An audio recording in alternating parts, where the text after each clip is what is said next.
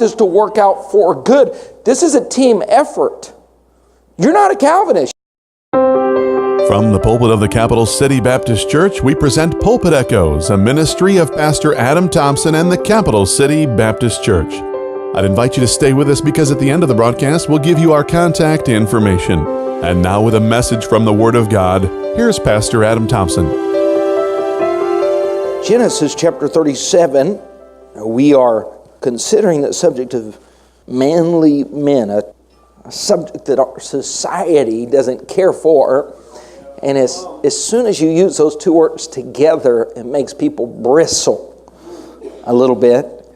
But we're looking at Joseph in this study, the life of Joseph, and the fact that he was God's man in Egypt, for Egypt. And I want you to look at Genesis 37, verse 24. And they took him, Joseph, cast him into a pit.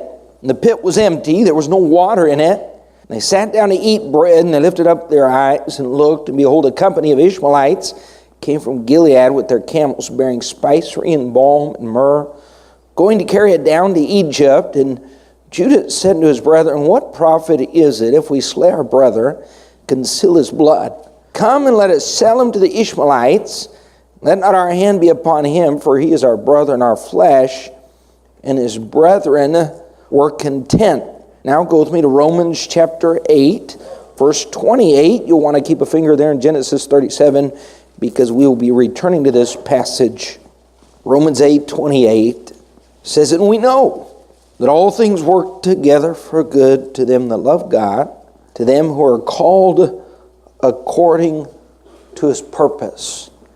I want to look this morning at the subject of the opportunity of adversity, and then talk to you about the confusion found in Romans 8:28, the misunderstanding concerning the verse, how it applies to the life of Joseph. For a minute, although the life of Joseph is very familiar, let's consider once again those 13 years of adversity, because we know he had a dream, but after that, things quickly went downhill. We see as his brother, his 10 brothers, they hate him. We're talking about extreme hatred, cold hatred. To think about dislike, that's very understandable, but to consider the fact that they were so cold and calloused that they wanted to slay him, and they spoke about it so casually. Thankfully, one of the brothers stepped in and said, hey, let's not kill him. Let's sell him as a slave, as if that were merciful. And so he begins to live the life of a slave. You know the story where he excelled, how long he excelled, and how God was with him in and through all of that. But things quickly changed when Potiphar's wife began to tempt him. And when he resisted her advances, she falsely accused him. So now for doing right, he's thrown into prison. We know prison, no prison in this world is a place you desire to be. But if you go back thousands of years and consider the circumstances, those prisons, even less desirable. But through all of that, we find a young man not just surviving, but thriving.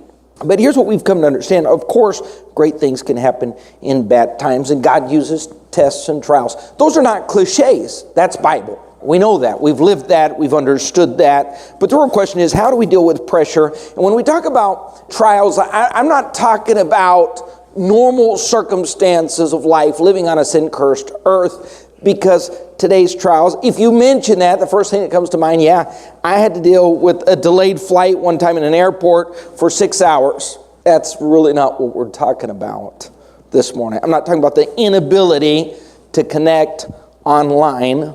I'm not talking about a car that won't start or an extended cold or flu. We thank God that we live in a generation where there's medication now for everything. People used to die with a simple cold or flu centuries past, and thankfully in this day and age you can replace a car battery for about $150. AutoZone, amen, praise God for AutoZone. And even if you got delayed at the airport, you know that you can still jump on that flight sooner or later, 30,000 feet above the earth, and in a couple of hours you can be thousands of miles away, you'll reach your destination. When in previous generations, if people traveled a few hundred miles, normally they were risking their lives to do it. So that little delay is not a real trial of faith. It's a simple frustration. And internet, you probably didn't need to get on it anyway. It's misspend the time. But if you didn't get on it, you will get on it soon. People for thousands of years lived without it and lived quite well. Yeah, Pastor, they had to live in a cave too. We're just thankful that those are what we call first world problems. If you go live in a foreign country, you realize real soon that people don't get frustrated over what we get frustrated over because they don't have our financial blessings. They don't take those things for granted. This week, my daughter managed to blow out 2 tires at one time. And while her car was sitting on the side of the highway, and I went to rescue her and be the good father and wait for the tow truck, and then the wrong tow truck shows up, and then I'll wait another hour and a half for the next tow truck, and then I watch him as he literally starts to trash her vehicle trying to get it up on the back of the tow truck because it sits so low. And after he scrapes off fenders and muffler, and I'm losing my patience with both her, him, and the rest of the world,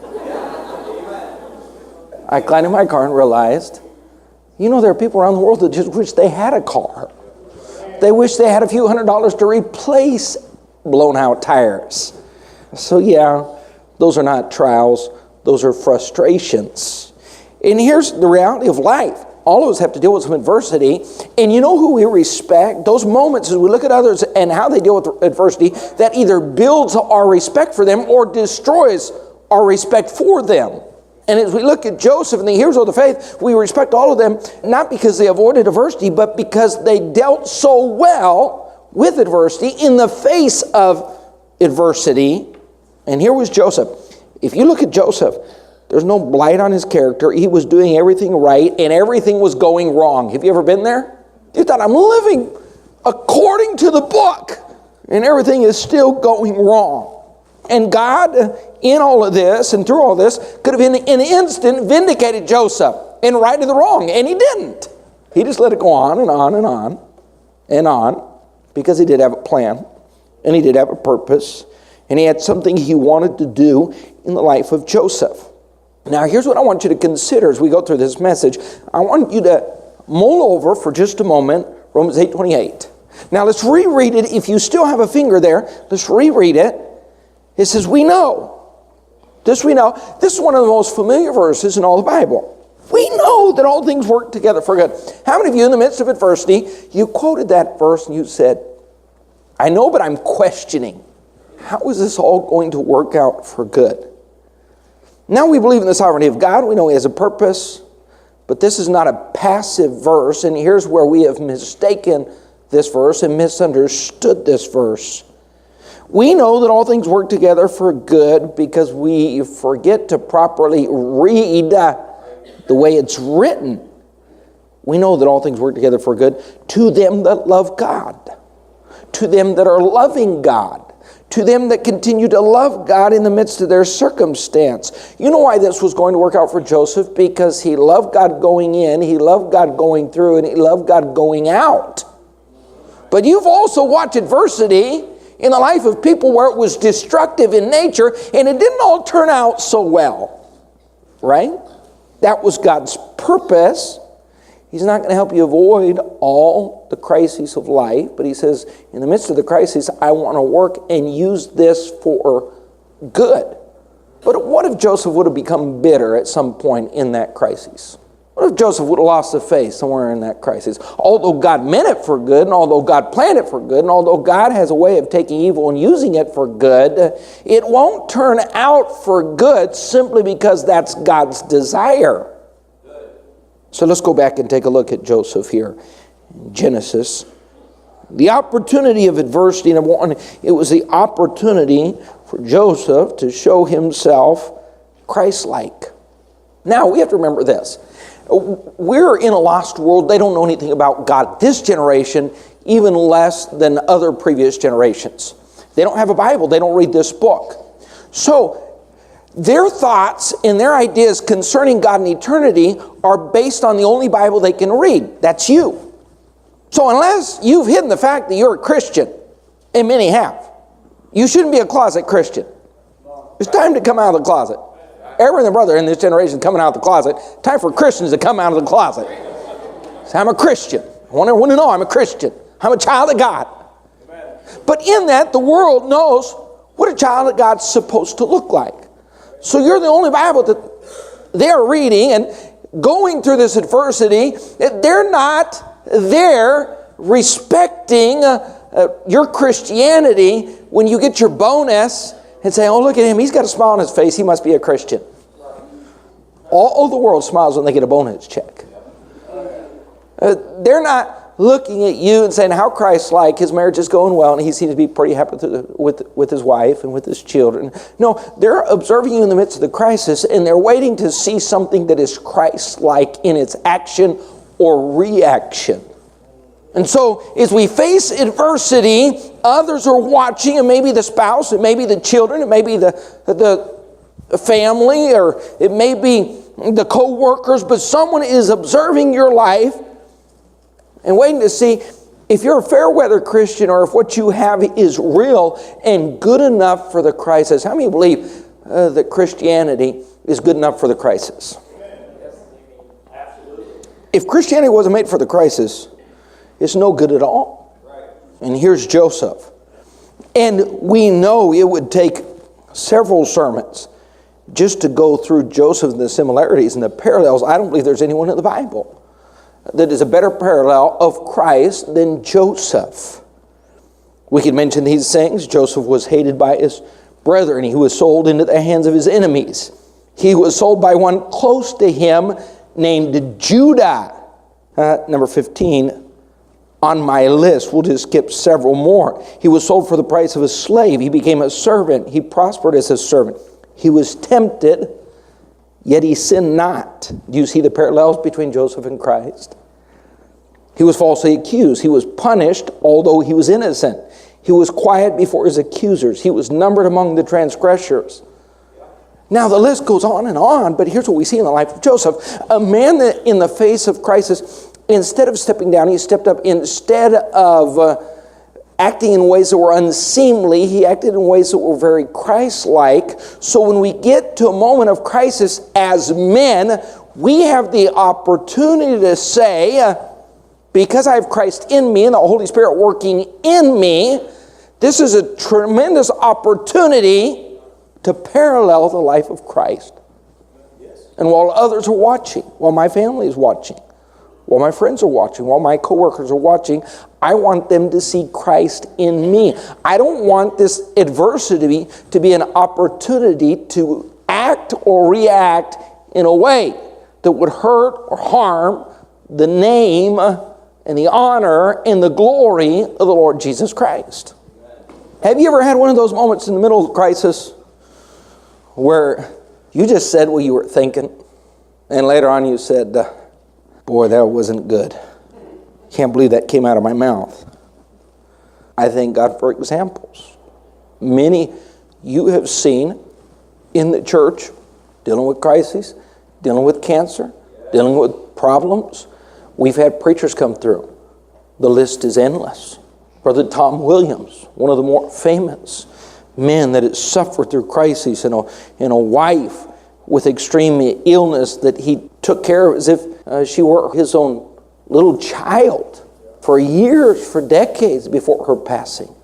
Brother Rick Dawson, Brother John Bishop, and others that have dealt with extreme crisis, and we've seen them, and there are no men on the planet that we'd consider more Christ-like, because in the middle of the adversity, they asked themselves, how would Christ act in this crisis? And I want to act like him. I want to live like him. It's a great opportunity. Number two, it's an opportunity to step up. The adversity that we face in life is an opportunity to step up and stand out. Now, too often in life, people when challenged, they step down or they step out in the sense of just stepping totally out of church and out of Christianity.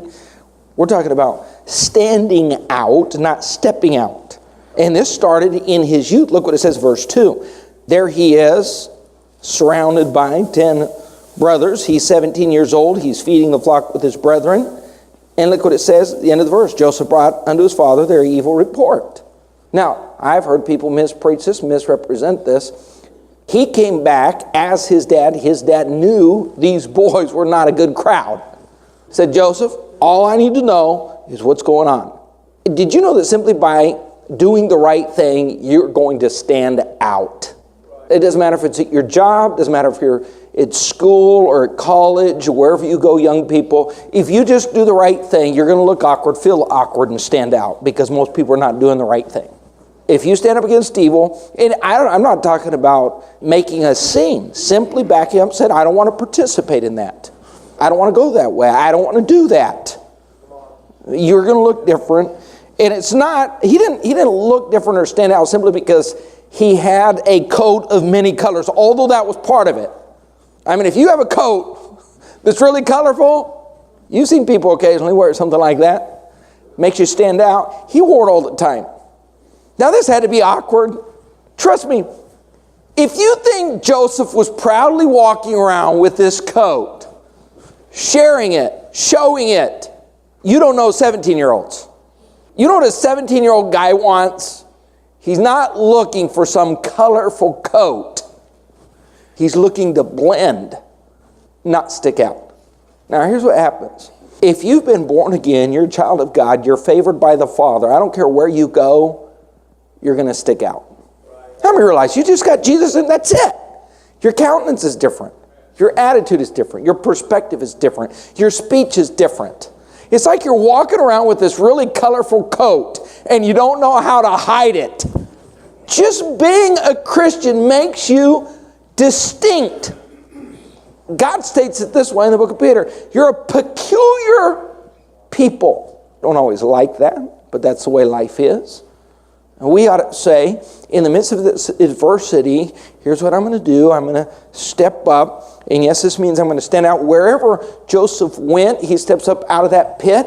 He was sold because he didn't come out of that. I don't believe for a second Joseph came out of that pit moaning and groaning and eyes bulging from crying crocodile tears. And I think when that company came by and they were offered this young man, they with great joy pulled out those coins and bought him as a slave, saying, we just got us a bargain. Well, there he is. Look what it says in chapter 39. Standing up, stepping up, standing out. Joseph was brought down to Egypt. Potiphar, the officer of Pharaoh's captain of the guard, bought him. Look what it says, verse 2. The Lord was with Joseph, and he was a prosperous man, and he was in the house of his master, the Egyptian, and his master saw that the Lord was with him and that the Lord made all that he did to prosper in his hand. And Joseph found grace in his sight, and he served him. He made him overseer over his house, and all that he had he put into his hand. We see this, that Joseph keeps stepping up. So instead of wallowing in this pit of self-depression like so many do, he steps up. When you are in a crisis, if you get desperate for God, here's what I've seen. I've heard people pray in a crisis, and here's how God, I'd certainly like for you to get involved in this. God understands the voice of desperation. Let me just be honest with you. We all know when someone else speaks to us how desperate they are for our presence or how much they want us to accompany them. How many ever asked, do you want me to go with you? You ever asked your kids that? You want me to go with you? I've asked mine too now that they're getting older. They're going out Sunday night after church, get with the friend. I'm like, hey, you want me to go with you? Oh yeah, Dad, if you want to come, if you don't have anything to do, if all your talks are over and you have no appointments, okay, I'm getting the idea. You don't want me to be there. I'm fine. And did you want at least some of my money? They're happy to take that. I just know at that point. Now there are other times, like the phone call I received this Friday about the blown out tires. Ashley was very happy to have me present. She was very happy to have me take her to the tire shop and take care of her business. That brought great joy to her soul because it was crisis. And guess what? In the midst of the crisis, God knows how intent we are in getting him involved in the crisis. You know why I believe God was so present in the midst of this crisis? Because Joseph was desperately in need, saying, God, I'm here, this is a tough spot, and I need you working in me and through me and for me and doing something special on my behalf. Too many Christians have got it all figured out, even the crisis. You know, I got a bank account. I think I can make this all happen. I've got insurance that'll take care of most of this. And I've got a good mind, and I'm 50 years old, and I'm fully experienced. And God says, okay, help yourself. I'll just stand back and watch. But that was not Joseph's case. And he's doing right. He's so determined to do right. We'll probably speak on the subject this evening of his integrity. But even after the temptation, even after resisting the temptation, being falsely accused, being thrown in the prison, his perspective, his philosophy, his attitude, his spirit, his desire, nothing changes. Now here's what I need you to consider. We know that all things work together for good. Consider this for a moment. What if he comes out of the pit, he sold as a slave, and he says, you know what, I was doing the right thing. I was living the right life. I wanted God to use me. None of that worked out. So guess what? I'm in Egypt. I might as well become an Egyptian. My parents aren't going to know. It doesn't matter. I tried the right path. That didn't work out very well. So guess what? If Potiphar's wife is offering herself, and I'm here, and God hasn't intervened, and nothing has changed, what's the big deal? But here's the problem with all things working out. All things work out for them that are loving God and don't stop loving God because of the crisis. There's no end in between the two phrases for those that love God and are called. I've heard people quote the verse, and that's normally how they quote it. They throw an end in there. Now, those are not two separate things. Those that love God are called to fulfill His purpose. And when you understand, I'm put on this planet to fulfill His purpose. Wherever He put me, whatever He has planned, that's exactly what I'm going to do. I'm going to love Him and continue to love Him. And God says if you can maintain that philosophy, all things will work out for good. But we get in the crisis and say, well, it doesn't matter what I do because it's all going to work out for good anyways. No, you misrepresent it. God's holy word. You're going to have to be in the crisis and say, the crisis doesn't change anything. The crisis doesn't change my faith. The crisis doesn't change my love. The crisis doesn't change my responsibility. The crisis doesn't change my duty. The crisis doesn't change my perspective. The crisis doesn't change my faithfulness to God. Because I want this to work out for good. This is a team effort. You're not a Calvinist. You shouldn't be a Calvinist. It's not going to work out very well if you're a Calvinist to say, you know what, no matter what I do, it's all going to work out for good. Yeah, we watch people. That didn't work out so much for good. That's why people have lost the faith, because they said, look at that crisis, and look at him, and look at his destination. Look, because you misrepresented God's word. We know that all things work out for good to them, for them that love the Lord. To them that are called and they understand they're supposed to live according to His purpose, even in the midst of the crisis. You know why for Brother Tom Williams this worked out for the good? Because in the midst of the crisis, he didn't go back, he didn't stop, he didn't quit, he didn't turn on God, he didn't lose the faith. And as a result, how many have been saved just through the film that was made about his life story and the story of his wife? I'm not talking about thousands, we're talking about hundreds of thousands. So yes, we can say we know that worked out for good. Because in the crisis, he kept loving God and living to fulfill the purpose of God in his life. And that's Joseph. He said, I'm going to step up. A few verses later in Romans 8, it says, go back there with me for just a moment. Verse 35, it talks about, shall anything separate us from the love of Christ? Tribulation, distress, persecution, famine, nakedness, sword. And here's the answer, verse 37. Nay, in all these things we are what? We're what? We're not just a conqueror, we're more. In the midst of famine, in the midst of nakedness, we're conquerors. In the midst of persecution, in the midst of tribulation, in the midst of sword. I've never found myself in any of these conditions. I've never faced real tribulation, real persecution, real famine, real peril, real sword. I don't think I could say that in my entire life I faced any of those things. But Paul says in the midst of that, we are more than conquerors through him that loved us. And if we're not saying in the midst of this crisis, this is the opportunity to stay faithful and to stand up and to refuse to allow ourselves to become a slave. Here's what Joseph did not do in this circumstance. He did not allow himself to become a slave to his circumstance. I'm going to rise above that. Recently, several months ago, I preached on a nation of victims. And I have no intention of re-preaching that this morning. But if there's any chair in this nation that's being fought over, it's the same chair of victimization. I don't care where you go. I'm a victim. Colleges are about everyone fighting over who's the biggest victim. Whites are the victim. Hispanics are the victim. Blacks are the victim. Muslims are the victim. Women are the victim. White male men are the victim. Black males are the victim. Teens are the victim. No. Wives say, I'm the victim. Husbands say, no, I'm the victim. And they're fighting over the same chair. Give me that. That's my chair. I'm the biggest victim. In this world, there's no bigger badge of honor than to be able to proclaim, I have been victimized. We're in a different generation because the previous generation went through world wars and suffered real tragedies and real hardships and real suffering. None of them ever wanted to be known as a victim or ever claimed to be a victim. But this generation loves to pull out the violin and tell you. I mean, they'll they'll talk to you about things they can't even remember because a psychologist has pulled it out of the deep, dark recesses of their mind, what you suffered when you were 2 and 3 and 6 and 10 and 12.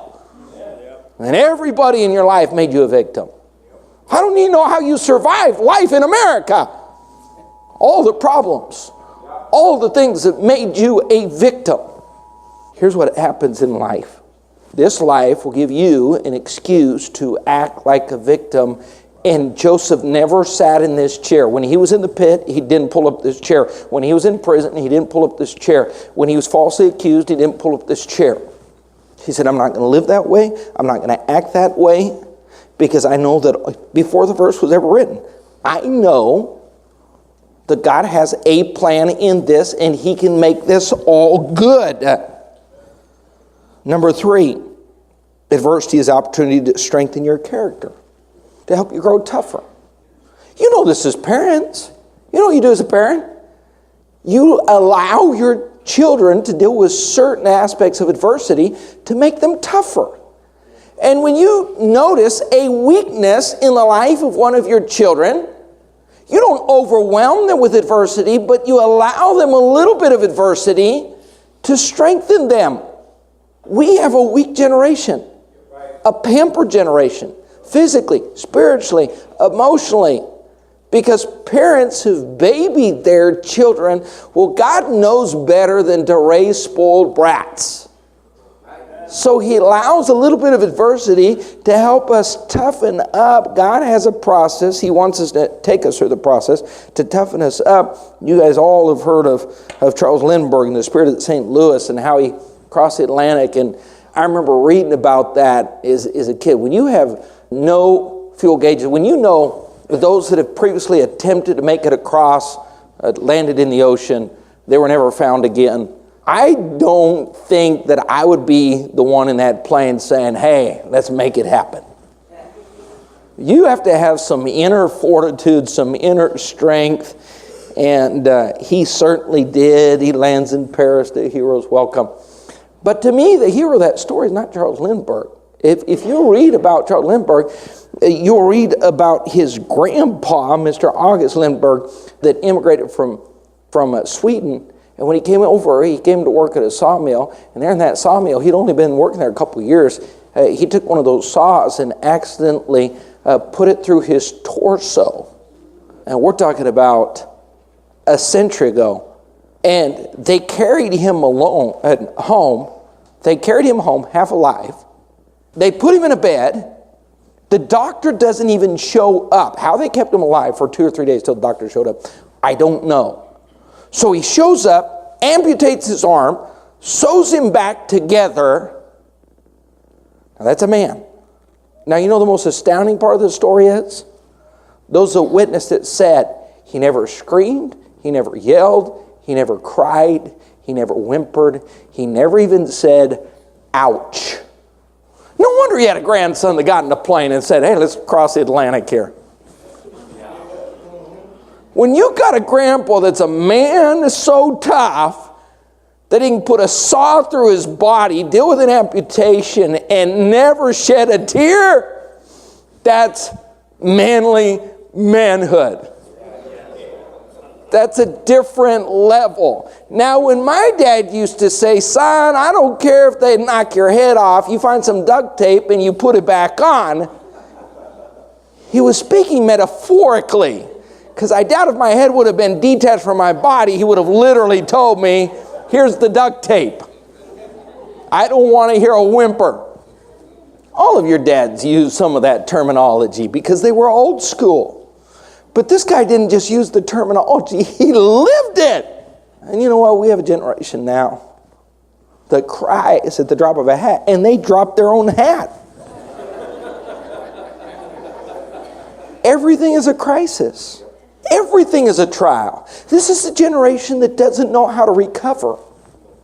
Number 4, adversity is an opportunity to shine in your faith. Go back with me to chapter 40. Look what it says in verse 8. So here is he's facing a prison sentence for doing right. He finds favor. Look what it says in verse 23. The keeper of the prison looked not to anything that was under his hand, because the Lord was with him, with Joseph. And that which he did, Joseph did. The Lord made it to prosper. Well, look what it says, verse 8. They said to him, we have dreamed a dream. Now, he's in prison. He has 2 fellow inmates that have dreamed a dream, and they're asking him for some help. And they said, there's no interpreter for our dreams. And Joseph said to them, do not interpretations belong to God? Let me ask you this. If you're 7, 8 years into a trial and you've done right and things continue to spiral downhill and go out of control, are you still going to be speaking positively about God? You guys are in a crisis. I know you have a problem, but God has a solution. Look what it says in chapter 41, verse 16. So Joseph's brought up out of the prison by Pharaoh. And Joseph answered Pharaoh, saying, it is not in me. God shall give Pharaoh an answer. So what do you do when nothing makes sense? Here's what Joseph did. He kept the faith. He's not demanding to understand. He's accepting God's sovereignty. And I'm convinced that God wants to see what we're going to do and how we're going to respond when nothing makes sense and when the situation is all backwards and inside out and upside down. Now, here's what I want you to see. Go with me to chapter 50, verse 20. Here's Joseph at the end. He's looking back. He's talking to his brethren because they're fearful. They're fearful. Jacob is dead, and they think, well, as long as Dad's alive, Joseph's not going to retaliate. But Joseph never had it in his heart. We're going to see this, that what carried Joseph through this crisis was there was no bitterness. He was able to quickly forget. He was able to quickly recover. He was quickly able to overcome. But when we talk about the crises, we often overestimate our faith. So we consider ourselves, we're people of faith. We have strong faith. Well, the crisis is going to reveal that. And here's the opportunity of adversity is to say that faith that I think I have, that faith that supposedly has grown over the years, now that I'm in the midst of the crisis, now we get to see. Do I have faith? Or is my faith shot? Do I believe in God, or am I struggling? And I'm convinced that He's sovereign, He's the ruler, He has a purpose. He can use us for good, He can turn evil. It's not that God plans evil, it's that no matter what happens in an evil world, God can take the evil. You know this. In your background, there's some things that you suffered, there's some evil that you suffered, there's some problems that you dealt with, and you look back and say, those were wasted years, that was a mess, that was a disaster, and then somehow later in life, God uses that, what you experienced, not good, but sin, but evil, but wrongdoing, but based on the hurt and the evil intentions of someone else.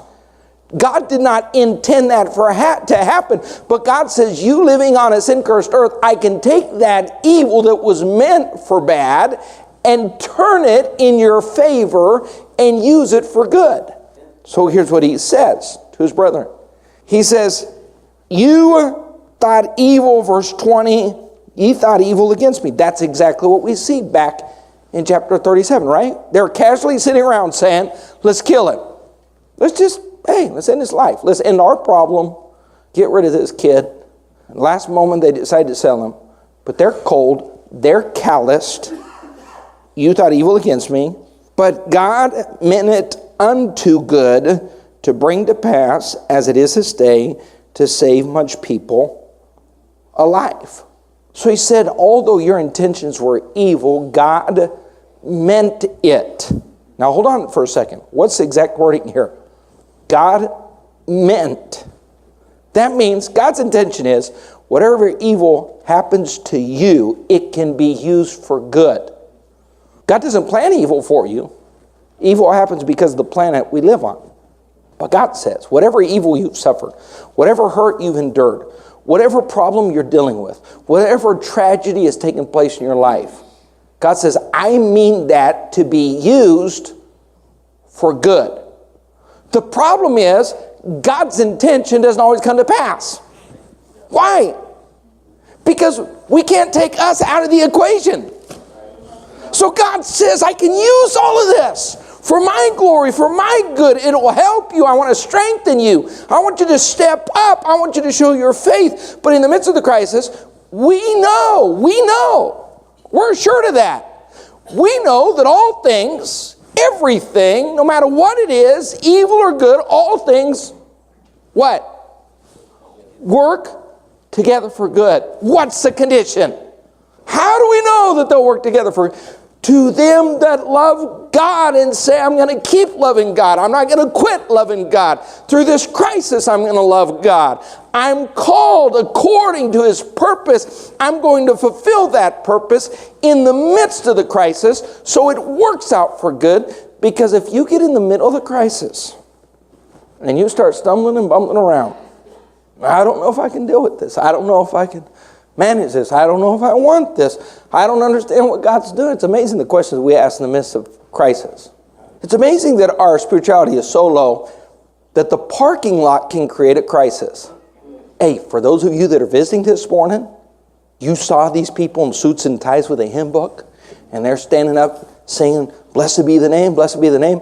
Watch out. When they pull in the parking lot, if you take their parking spot, they will cut you. That person that looks so spiritual, I wouldn't test his Christianity in the parking lot. You know the real test of Christianity? Go check in between those lines about 10 till 10. Some of you aren't laughing because you're carrying a switchblade just waiting to knife someone's tires because they took your spot. That's not the crisis that I'm talking about. If your Christianity can't take the parking lot crisis, what's it going to do in the midst of a real crisis? I'm not talking about your faith in good economic times and you can say, oh, I believe God can provide for me. Yeah, because you just got a raise, you just got a bonus, and you've invested well, and you just saw your investment shoot up about 20%. Oh yeah, God's good. Yeah. Yeah, come talk to me when they lay you off and the stock market drops. And your company doesn't provide for you a Christmas bonus, and they take away your truck and your gas allowance. Then come back and tell me about your great faith. Then come back and quote to me, and we know that all things. We're in Argentina. I'll finish with this. And Ashley is having her first surgery. She's 6 months old. I mean, she is just, this girl was born tiny. But because of her heart problem, she didn't grow that much. She didn't put on that much weight. So they open her up. They send her home. Porty showed up, but she immediately gets a chest infection. So we're looking at her, listening to her wheeze and cough, and we're saying she's obviously inflamed in the incision. So we don't have a vehicle. We get an ambulance out there. We're an hour away from the hospital. I load up my wife, and they go back into Cordoba, and had 10 days dealing with the hospital and ICU, and we're talking about a very low point in our lives. We have a little boy, and we're trying to figure out how to get back and forth and take care of this baby. And this was back before internet, cell phone, Facebook. This is not that long ago. Some of you, the young people, are looking at me, before Facebook? Who lived before Facebook? We're not communicating with my parents. My parents aren't down there. Her mother's not down there. It's us in a bus and a baby that's in bad shape. And we have brand new Christians. You know, they're a year old in the Lord. And I have a guy that recently saved. He comes up to the hospital to visit us. Smells like smoke. Puts his cigarette up. And then he looked over and said, "You know, Pastor, what Romans 8:28 says." I wanted to take that smoke and jam it up his nostril. I don't want to be in the hospital and hear you quote to me Romans 8:28 with a cigarette on your mouth. But there he is saying, you know, all things work together for the good. The only problem is there's a misquotation there. Because in his mind, doesn't matter what happens or what you do or how you feel or how you live, it's all going to work out magically and for the good. Well, there's several misnomers here. Number one, God did not say it always work out for your good. That's where we get angry and bitter at God. It'll work out for good. It just may not be specifically for your good. God says, I can take this evil and make good out of it. And he said it works out for good for those that love God even in the crisis. And you've got to get it in your mind. God never needs help, but you need help. And God is sovereign. But you better say, I'm going to make sure this turns out for good. So in the crisis, I'm going to put on my big boy pants. And I'm going to say, I want some good to come out of this.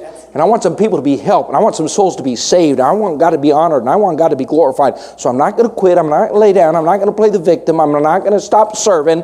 I'm not going to give up on God. Because I know God is capable of turning this out for good. But he puts a condition on that promise. We know. We have confidence. All things, they work together for good. What's the condition? To them that love God. To those that are called according to his purpose and live that way. The Capital City Baptist Church is located at 1300 Red Street in beautiful Austin, Texas. We'd invite you to join us if you're in town. 10 a.m. Sunday mornings, 6 p.m. Sunday night, and 7:30 each and every Wednesday evening. Our phone number is 512-447-9454, but I'd like to point your attention specifically to our website, capitalcitybaptist.org. There you'll find information regarding service times, the staff, and all about Capital City Baptist Church. Additionally, you can find an archive of previously preached messages there for you to download, enjoy, and pass on to friends and family. Again, that website is capitalcitybaptist.org. That's capital with an O, citybaptist.org. Be sure and tell a friend and do your best to join us again for Pulpit